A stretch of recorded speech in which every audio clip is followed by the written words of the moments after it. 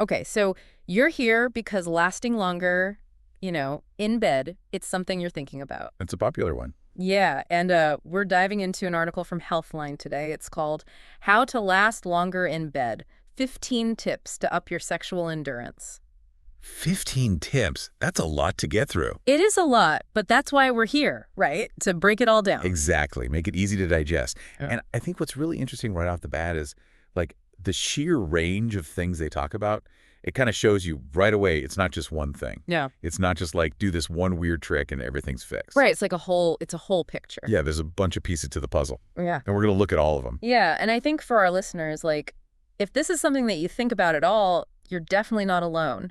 I mean, the article even mentions premature ejaculation affects a huge percentage of people, right? It says 30 to 75% of people with male anatomy. Wow. Yeah, that's a big chunk of the population. Right, so if this is you, you are not alone. No, not at all.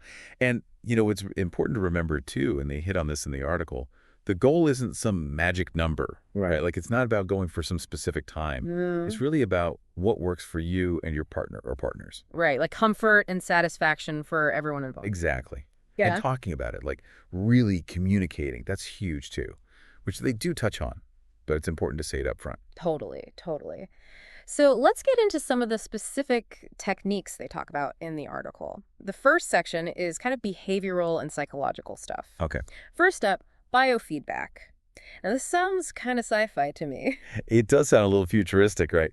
But the idea is basically you retrain your brain, how it reacts to, sexual stimulation. And this is usually done with a specialist, Right. with sensors, measuring like the electrical signals in your body when you're getting aroused. So it's like a readout of what's happening internally. Exactly, exactly. And Dr. Philip Worthman, he's a urologist, mentioned in the article, he actually says this is a viable solution for some people. Because once you see those signals, you can learn to kind of like consciously influence them. So it's like getting a dashboard for your arousal. Kinda, yeah. Pretty cool, right? It is pretty cool. Okay, then there's edging. They describe it as like the DIY version of biofeedback. Right, so no fancy sensors or doctors needed for this Yeah. one.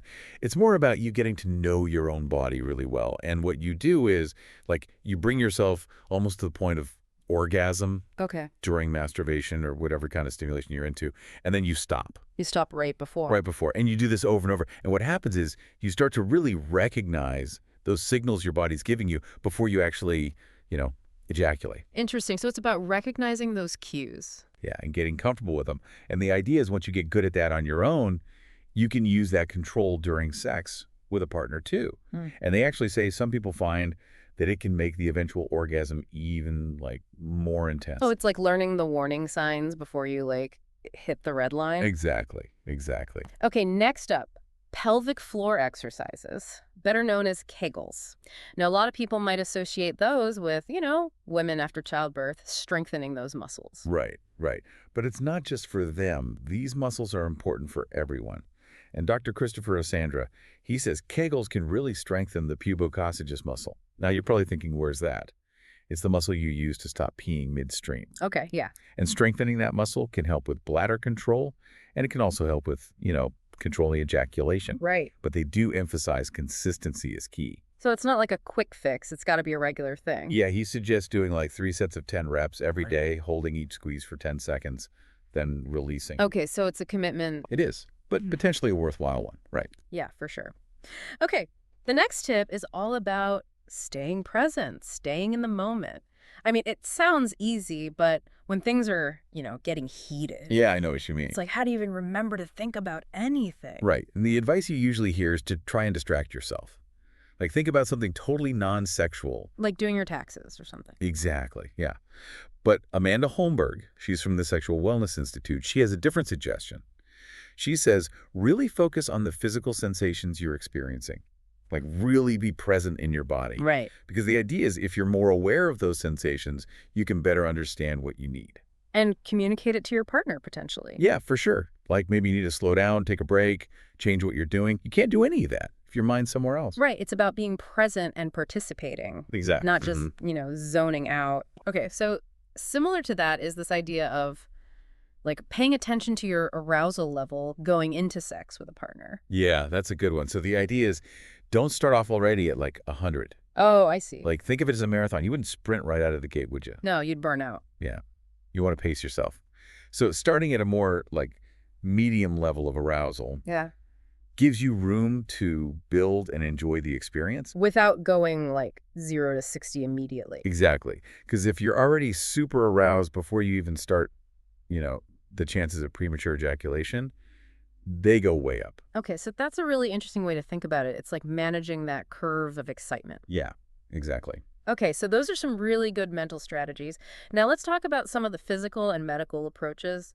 Desensitizers, I think, are probably the first thing a lot of people think of. Yeah, those are the creams and gels and sprays that basically numb things a little bit. Yeah. They usually have local anesthetics in them, and they work by, like, temporarily reducing the sensation in the penis. Now, they do say in the article, don't overuse them. Yeah. Like, follow the instructions. Right, because you don't want to like completely numb yourself. Exactly. Yeah, you still want to enjoy it. And actually, Dr. Sandra, he recommends a specific one called Promescent. He says it's made to absorb quickly, so it's less likely to transfer to your partner, Oh, that's good, yeah. which is something to consider if you're worried about, affecting their sensation. Definitely, because it's not just about you, right? It's about both people. Exactly, yeah. Another physical option mentioned is adult circumcision. Now, that sounds like a pretty big decision. Yeah, it is. It's a permanent change, obviously. Yeah. And they do reference a study from 2015, I think it was, where some men who had it done as adults said it helped with control and had a positive effect on premature ejaculation. I see. But like they say, it's a big decision. Huh. Talk to a doctor who specializes in this. Yeah. Really think it through before you do anything. Right, definitely.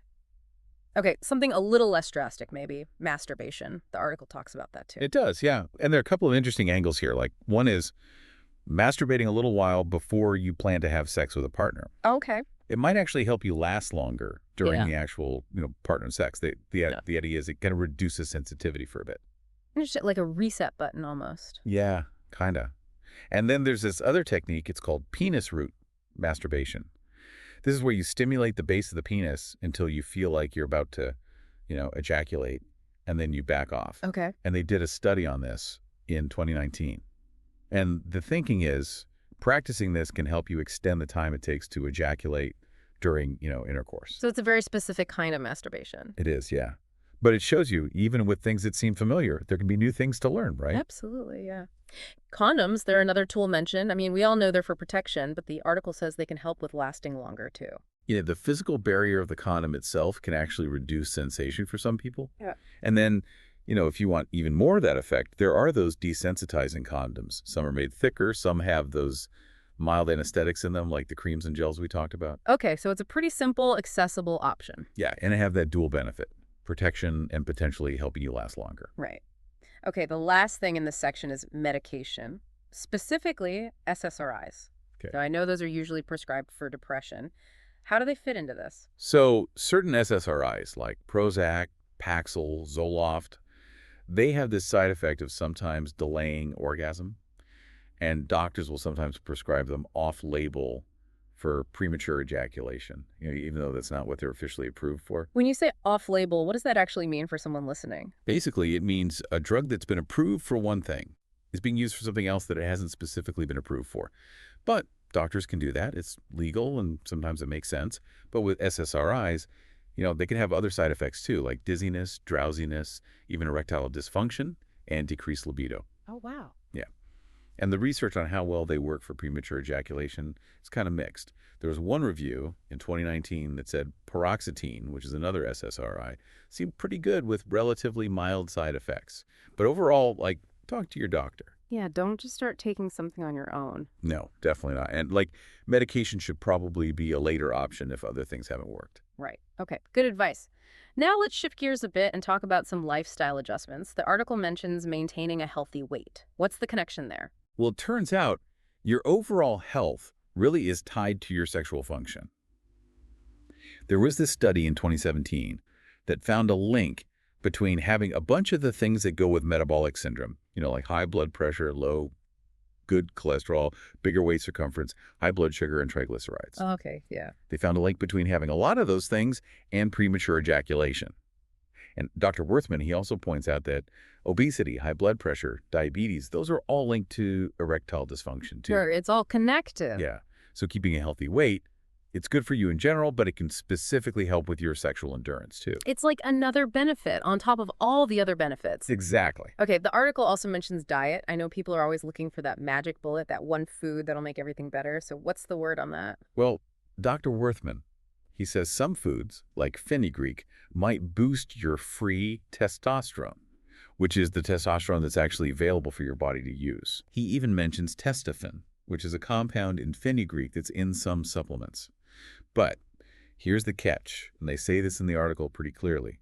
Even if something does raise your testosterone, there's no proof that it'll directly make you last longer in bed. Right, so it's not a guaranteed thing. No, and they really stress talking to a doctor before you make any big dietary changes. Especially if you're already on other medications, right? So especially, yeah, because you don't want to mess up your system. Definitely. Okay, let's talk about some techniques you can use during sex itself. One they mention is actually waiting longer before penetration or even skipping it altogether. How does that help? Well, it gets you thinking outside the box, right? Like, penetration isn't the only goal. And they actually mentioned a study from 2017 that found a lot of women need clitoral stimulation to orgasm, not just penetration. Okay, yeah. So focusing on other things like oral sex or manual stimulation or just, sensual touch, Right. it can take the pressure off penetration. Yeah. And it can also lead to more overall satisfaction because you're making sure everyone's needs are being met. Right, it's about the whole experience, not just one part of it. Exactly. And it might help with delaying ejaculation when you do have penetrative sex because you're not rushing into it. Okay, that's a good point. Another technique is the squeeze technique. A lot of people have probably heard of that. Can you break down how it actually works? Sure. So basically, as soon as you feel that urge to ejaculate getting really intense, you stop all stimulation. Like everything stops. Okay. And then you or your partner squeeze the tip of the penis firmly for a few seconds until that urge passes. Yeah. Then you can start up again. You might have to do this a few times, during sex. Right. And it's really important to talk to your partner about it if you're going to try this during intercourse. Oh, yeah, definitely. So they know what's going on. And you can maybe find other ways to stay connected during that pause. Right, so it doesn't feel like a total interruption. Exactly. Okay, last one. Experimenting with different positions. Ah, yes, the fun part. Yeah, right. So how does that play into lasting longer? Well, different positions, they create different levels of stimulation, right? And they specifically mention positions where the partner's on top.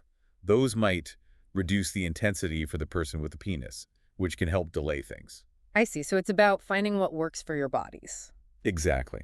Experiment, communicate, find what feels good for both of you and what gives you that control. So it's all about exploration and communication again. It really is, yeah. Okay, now the article also mentions a couple of common misconceptions. I think it's important to clear those up. Yeah, there's always those myths floating around. So they say straight up, there's no evidence that drinking more water or taking ibuprofen will make you last longer in bed. Those are out the window. Yeah, don't rely on those.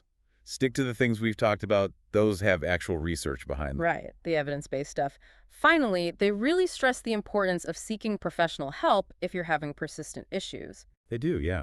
And I think that's a really good point to emphasize because premature ejaculation, it's common. There's no shame in it.